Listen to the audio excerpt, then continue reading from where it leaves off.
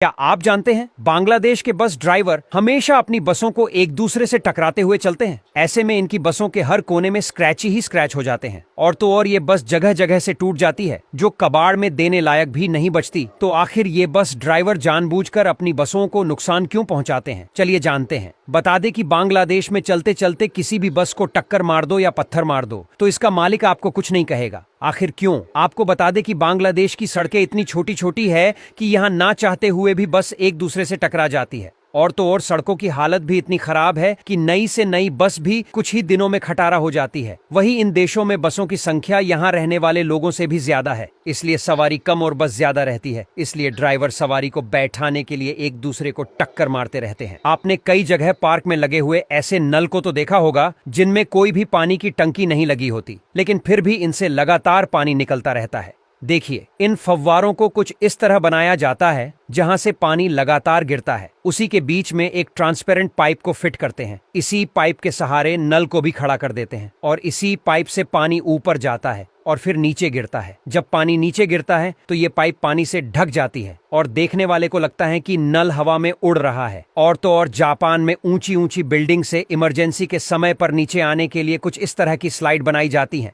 भूकंप और आग लगने पर लोग इसका इस्तेमाल करते हैं। इसमें से इंसान मजे में फिसलकर नीचे पहुंच जाते हैं। और ये देखो, जापान में लोग कैंची से नहीं बल्कि चाकू को अपने बालों को कटवाते हैं। इनका मानना है कि ऐसे बालों को कटवाने से हेयर फॉल कम से कम होता है। क्या आप जानते हैं ये महिला दिन के 24 घंटे बर्फ से जमी हुई झील में ही रहती है, जिसको भूख लगने पर ये खाना नहीं बल्कि बर्फ को ही खाती है। और तो और अगर ये कुछ टाइम के लिए बर्फ से जमे हुए पानी में ना नहाए तो इसे गर्मी लगने लगती है। तो आखिर जिस ठंडे पानी में एक नॉर्मल इंसान 1 मिनट में ही जम जाएगा, उसमें ये महिला घंटों तक कैसे स्विमिंग कर लेती है, चलिए जानते हैं। बता दें कि इस महिला को लोग बर्फ की रानी भी कहते हैं। ये रशिया के सबसे ठंडे इलाकों में रहती है। कई बार तो ये इतनी देर तक पानी में सांस रोक लेती है कि इसके ऊपर से भी बर्फ जम जाती है, जिसको हाथों से तोड़कर इसे बाहर आना पड़ता है। लेकिन इसको शरीर पहले से इतनी ठंड को बर्दाश्त नहीं कर सकता था, बल्कि ये हर दिन ठंडे पानी में जाकर तैरने की प्रैक्टिस करती थी। इसमें शरीर के साथ साथ इंसान को अपने दिमाग पर भी फोकस करना पड़ता है और